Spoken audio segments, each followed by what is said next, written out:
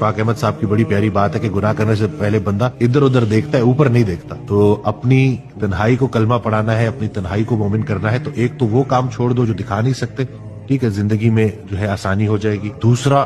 जो काम दिखाने के लिए करते हो वो छोड़ दो, यानी कि दिखावे के लिए। आजकल सोशल मीडिया का दौर है,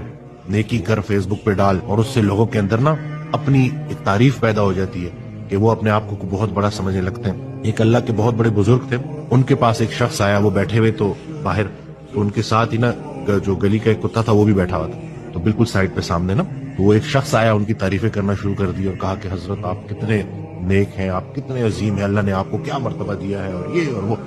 तो इतनी उनके ऊपर वो तारीफ नागवार गुजरी कि उन्होंने उस शख्स को रोकने के लिए कहा कि मैं कहाँ अच्छा हूँ, मुझसे तो ये गली का कुत्ता अच्छा है जिसका हिसाब नहीं होगा। इंसान तो जब उसने सांस लेना शुरू कर दिया है, तो अब वो अपने अमाल का जवाब दे है, और जो सच्ची नीयत के साथ अल्लाह के लिए नेकी करता है उसमें तकब्बुर नहीं आ सकता।